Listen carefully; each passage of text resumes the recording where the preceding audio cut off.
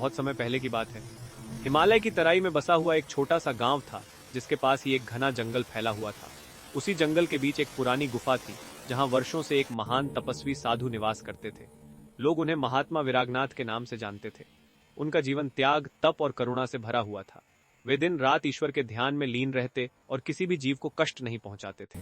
उस गुफा के पास ही एक प्राचीन पीपल का पेड़ था, जिसकी जड़ों के नीचे एक विशाल और रहस्यमयी सांप रहता था। वह कोई साधारण सांप नहीं था, बल्कि कहा जाता था कि वह अपने पूर्व जन्म के कर्मों के कारण उस योनि में जन्मा था।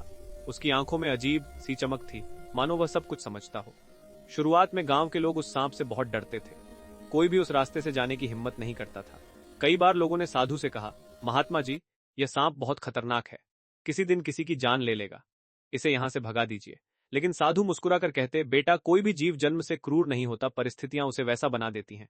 एक दिन साधु ध्यान में बैठे थे, तभी उन्हें आभास हुआ कि कोई उनके बहुत पास आ गया है। आंखें खोलते ही उन्होंने देखा कि वही विशाल सांप उनके सामने कुंडली मारे बैठा है। सामान्य व्यक्ति होता तो डर से चीख उठता, लेकिन साधु के चेहरे पर शांति थी। सांप ने अपनी फुफकार से जैसे कुछ कहना चाहा, और उसी क्षण साधु को दिव्य दृष्टि प्राप्त हुई। उन्हें सांप का पूर्व जन्म दिखाई दिया। साधु ने देखा कि यह सांप अपने पिछले जन्म में एक अत्याचारी राजा था। उसने अपने अहंकार और क्रूरता से कई निर्दोष लोगों को कष्ट दिया था। उसी पाप के कारण उसे सांप की योनि मिली थी। साधु ने करुण स्वर में कहा, वत्स, तू अपने कर्मों का फल भोग रहा है, परंतु यदि तू हिंसा का त्याग कर दे और किसी को हानि न पहुंचाए तो तुझे मुक्ति का मार्ग अवश्य मिलेगा। सांप की आंखों से आंसू जैसे टपक पड़े। उसने साधु के चरणों के पास सिर रख दिया। उसी दिन से उसने किसी को नुकसान पहुंचाना छोड़ दिया। वह चुपचाप पीपल के नीचे रहता और साधु की सेवा करता। कभी कभी साधु के लिए जंगल से फल लाकर गुफा के बाहर रख देता। समय बीतने लगा। यह बात पूरे गांव में फैल गई कि वह सांप अब किसी को नहीं काटता। लोग निर्भय होकर उस रास्ते से आने जाने लगे। लेकिन मनुष्य की प्रवृत्ति अजीब होती है। जब डर खत्म हुआ तो दया भी खत्म हो गई। कुछ शरारती बच्चों ने सांप को पत्थर मारने शुरू कर दिए। कभी उसकी पूंछ पर लाठी मारते, कभी उसे घायल कर देते।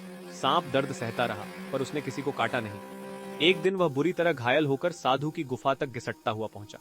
साधु ने उसे उस हालत में देखा तो व्यथित हो गए। उन्होंने कहा, वत्स, ये किसने किया?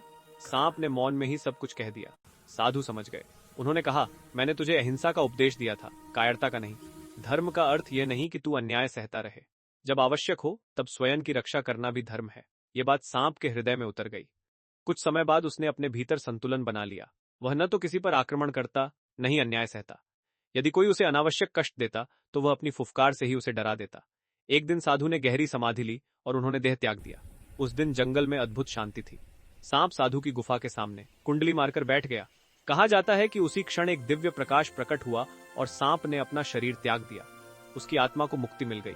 गांव वालों ने उस स्थान पर एक छोटा सा आश्रम बना दिया। आज भी लोग कहते हैं कि वहां जाने से मन को शांति मिलती है।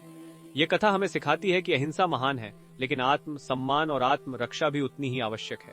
करुणा और विवेक का संतुलन ही सच्चा धर्म है।